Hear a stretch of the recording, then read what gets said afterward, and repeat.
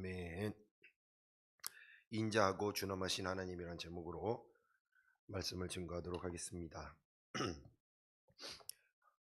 로마서 11장은 이스라엘의 남은 자에 대하여서 12절까지 이렇게 말씀을 증거하고 있습니다.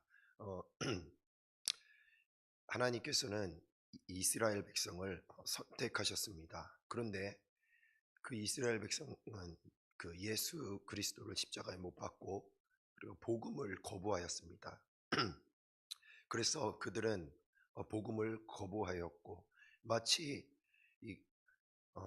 이것을 다른 시각으로 보면 하나님께서 하나님의 백성인 이스라엘 백성의 구원에 대하여서 실패한 것처럼 그렇게 여겨지는데 그렇지 않습니다.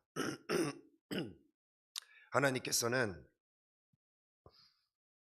바로 실패한 이스라엘을 버리지 아니하시고 특별히 이방인의 구원을 통하여서 이스라엘을 구원하실 원대한 계획을 갖고 계신 것이고, 바로 그 중심에 사도 바울을 사용을 하셨던 것이죠.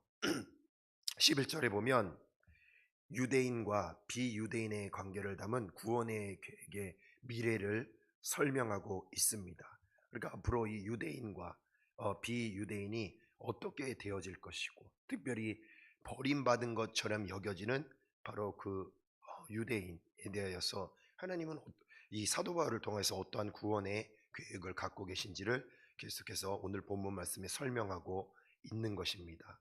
이 복음에 대한 유대인의 거절로 구원의 물줄기가 비유대인에게 갔고, 그 과정을 통해서 이 비유대인의 구원을 유대인이 보고 또 시기가 나서 다시 하나님께 돌아온다라는 그런 내용입니다.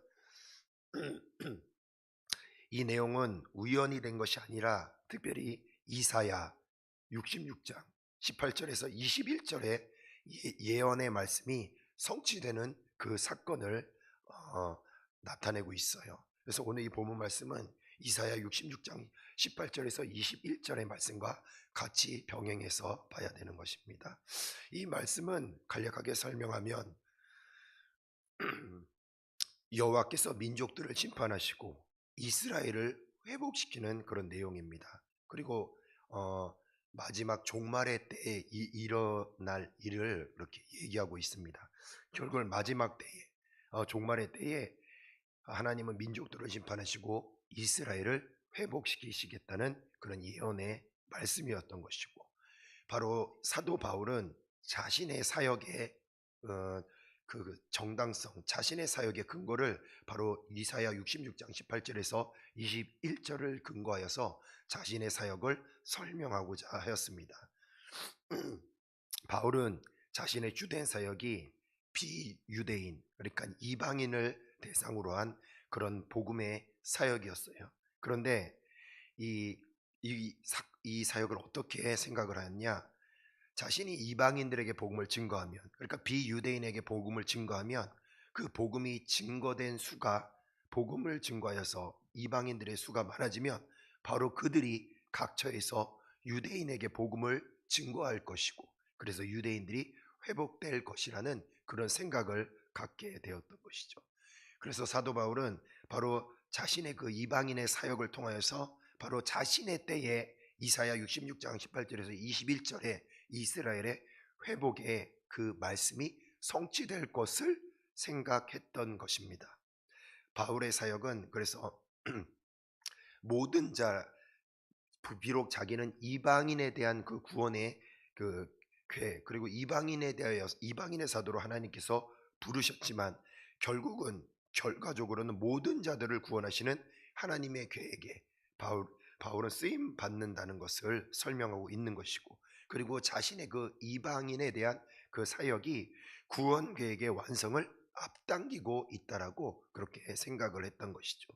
그래서 얼마나 사도 바울은 자신의 그 이방인의 복음 사역에 대해서 자부심을 갖고 있었겠습니까?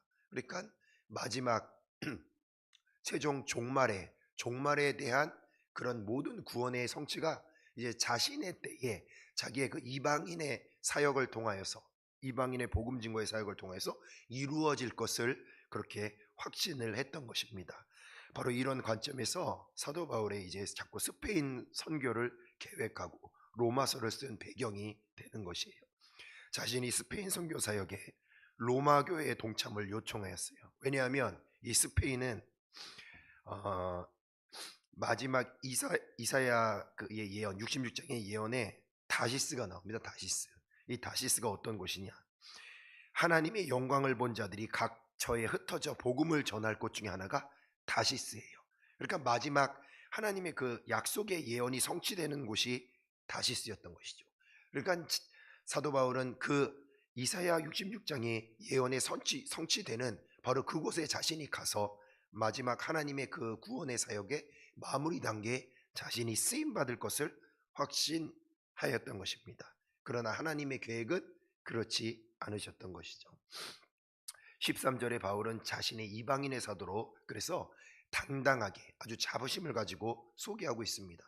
이방인에 대한 복음을 증거하는 사역이지만 그러나 결국은 자신의 그 이방인에 대한 사역이 결국 유대인들을 위한 그런 사역이라는 것을 지금 나타내고 있는 것이죠. 이 마지막 때, 우리가 종말의 때, 역사의 끝에 이 복음은 비유대인들에게 흘러가서 하나님을 알게 한 후에 그들이 유대인을 회복시키고 시온으로 다시 유대인들을 데려오는 과정을 계속해서 소개하고 있습니다. 바로 이런 관점에서 바울의 이 비유대인 사역에 집중하는 것은 바로 유대인과 이방인 모두가 함께 회복되는 이사야서의 말씀, 그 예언의 말씀의 성취라는 것을 이야기하고 있는 것이죠. 그래서 바울의 사역 중에서 또한 연보를 강조하고 있습니다. 이 마게도냐와 아가야에서 받은 연보를 예루살렘에 보내려는 그런 사역이었어요. 1차적으로는 흉년으로 고생받은 예루살렘 교회를 도우려는 것이지만 결국은 유대인과 비유대인의 그 신자가 하나됨을 상징하는 사건이 바로 이 연보를 전달하는 사건이라고 바울은 생각을 했던 것이에요. 그래서 바울은 계속해서 이 과정 또한 연보를 전달하는 과정 또한 이사야서의 약속의 마지막 과정으로 생각을 했던 것입니다.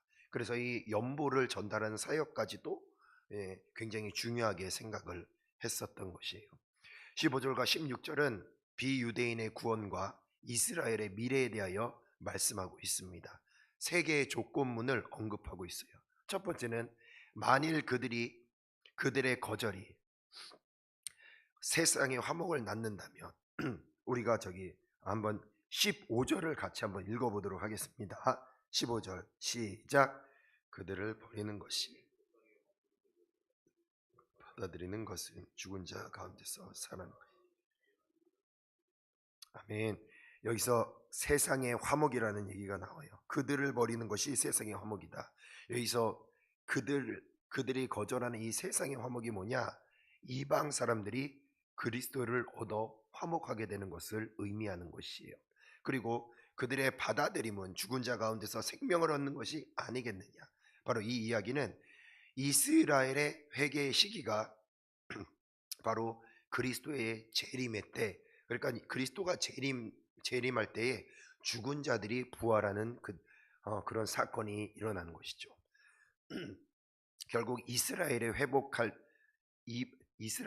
이제 회복하는 그때가 그리스도의 재림하여서 죽은 자들이 부활할 시점이다라고 그렇게 15절은 설명하고 있는 것입니다.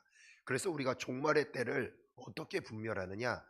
지금 이스라엘 사람들이 이제는 다시 회심을 하고 회개하고 주님께로 돌아오면 바로 주님 오실 날이 임박했음을 알고 있는 것이죠. 이런 관점에서 지금 러시아와 우크라이나 이 전쟁 사건도 이런 관점에서 우리가 해석할 수가 있어요. 바로 러시아와 우크라이나의 전쟁을 통해서 지금 우크라이나에 살고 있는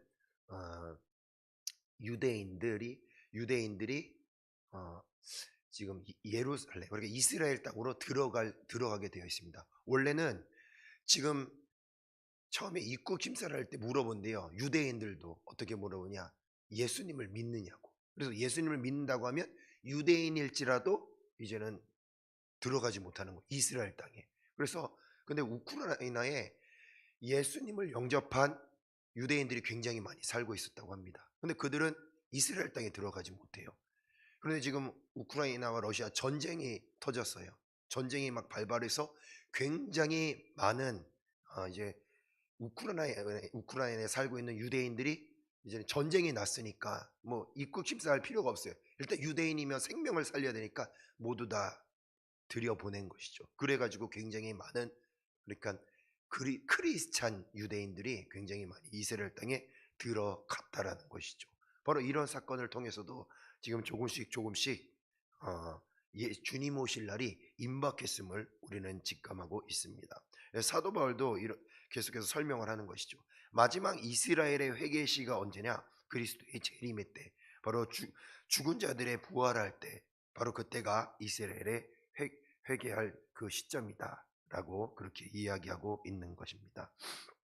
둘째, 셋째 조건은 바로 밀가루 반죽과 식물의 예를 들어서 소개하고 있습니다.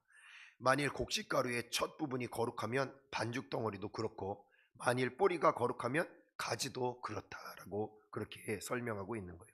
이 말씀이 어떤 말씀이냐? 바로 유대인들의 조상들, 그러니까 믿음의 선진들, 아브라함과 이삭과 야곱, 그 믿음의 선진들을 가리키는 것이죠.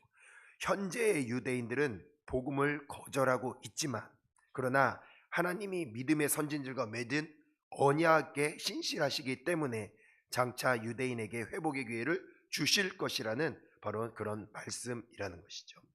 17절과 24절은 비유대인들을 향한 경고와 유대인들의 미래에 대한 말씀으로 말씀을 하고 있습니다.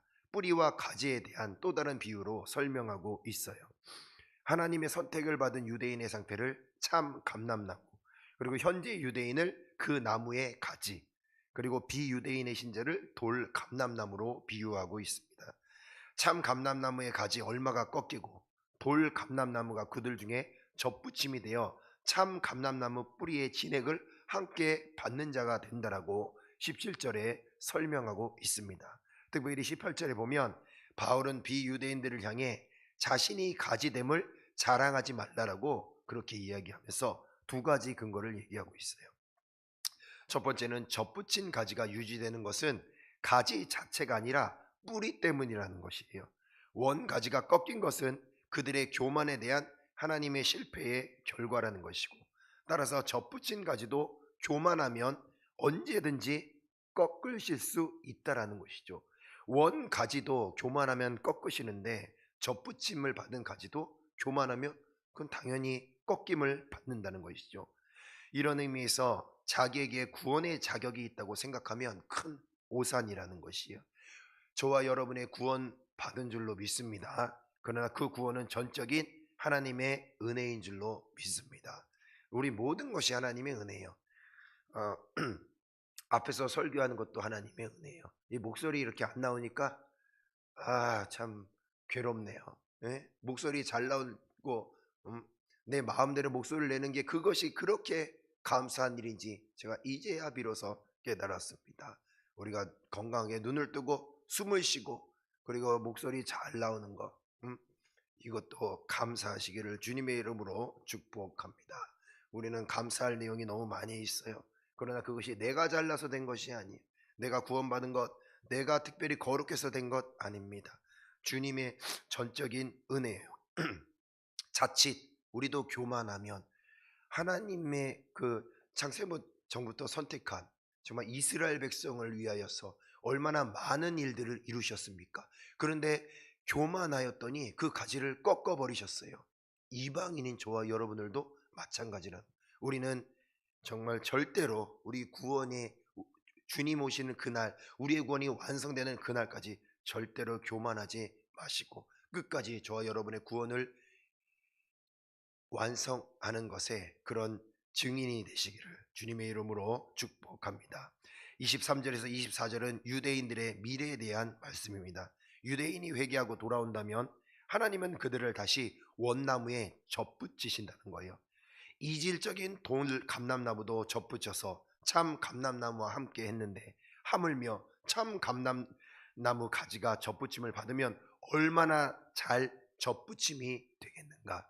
그러니까 지금 비록 지금의 현대 이스라엘에 살고 있는 유대인들은 하나님을 믿지 않지만, 그러나 하나님을 믿는 것은 한순간이 한순간, 어느 하나님의 때가 되면 그 구원의 역사, 그 부흥의 역사, 회심의 역사가 한순간에 일어날 수 있다라는 것이죠.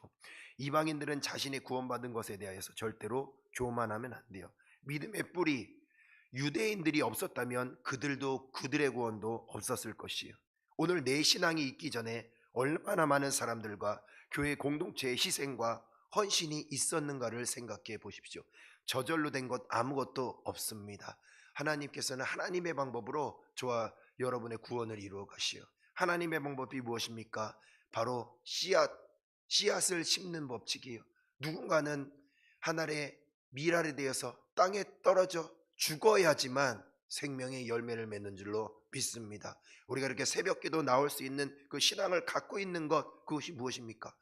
바로 저와 여러분의 믿음의 선진들, 특별히 저와 여러분의 부모님들, 그렇게 눈물로 정말 간절하고 애절하게 저와 여러분의 신앙생활을 위해서, 그리고 구원을 위해서 기도한 그 기도의 씨앗의 열매가 저와 여러분의 이 새벽 제단을 쌓고 있는 것을 믿으시고 감사하시기 바랍니다.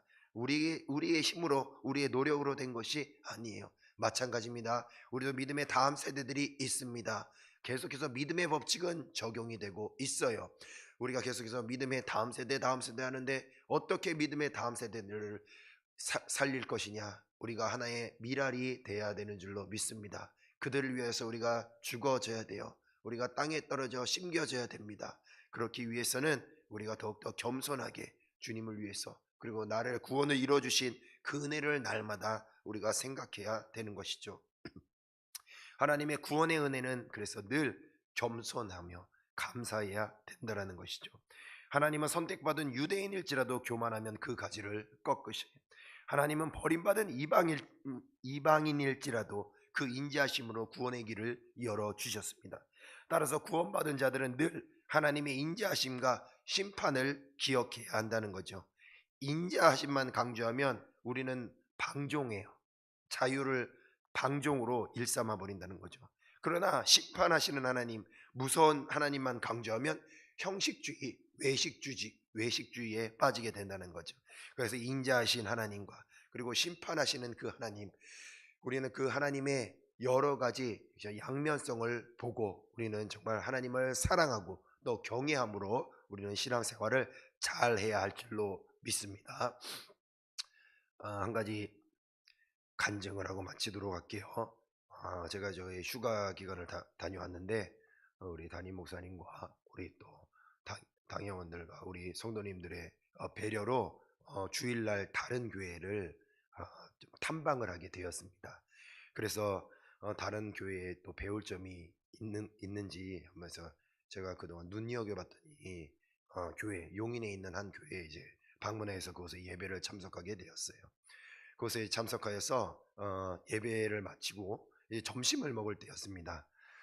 점심을 먹는데 굉장히 좀 창피하더라고요. 왜냐하면 아는 사람도 없고, 그래서 제가 바로 우리 교회에서 밥을 먹을 때는 항상 맛있는 반찬이 있으면 우리 권사님, 집사님들이 항상 2인분씩 줬어요. 그래서 늘 너무너무 감사했었고, 또 부족하면 항상 더 갖다 먹었습니다. 그런데 점심 먹으려고 딱 갔는데 식판을 이렇게 받았는데 요만큼 줘, 요만큼. 응? 그래서 뭐 이렇게 밥을 조금 준대 속으로 이렇게 생각을 했어요. 그래서 먹고 너무 부족한 거예요. 응? 그러니까 교회 생각나더라고요.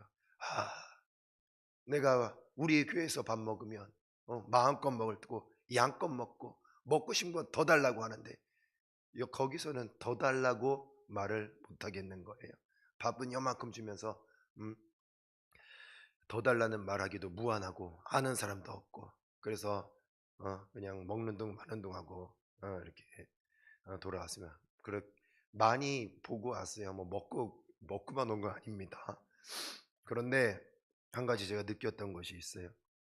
오랜만에 제가 새 가족의 마음을 느껴요. 새 가족의 마음. 우리 교회에 오시는 새 가족들도 이러한 마음을 갖고 있겠구나. 더 먹고 싶은데 더 먹지도 못하고, 어디에 앉아서 편히 쉬고 싶은데 쉬지도 못하고, 심지어 화장실 가는 것도 불편하더라고요.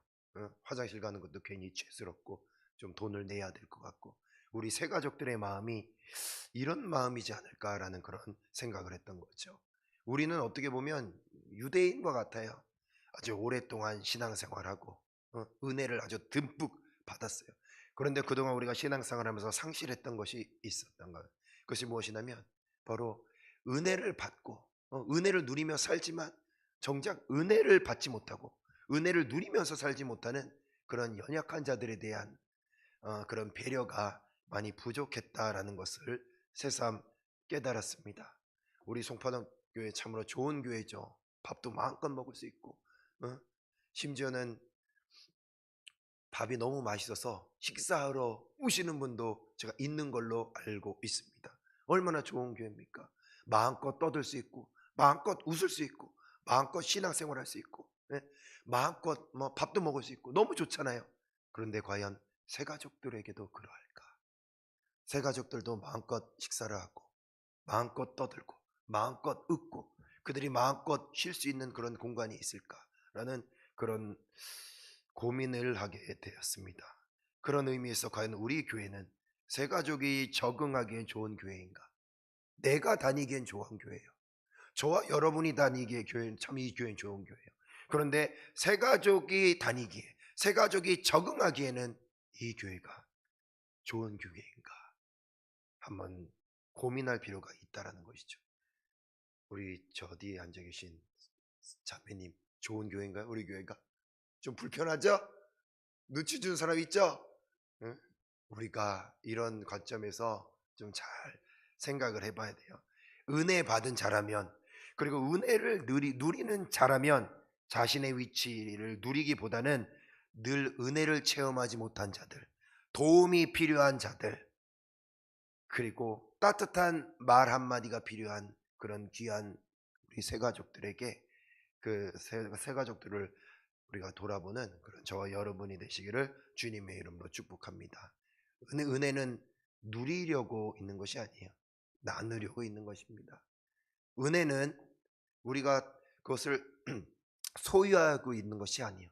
전달하려고 하나님께서 주신 줄로 믿습니다.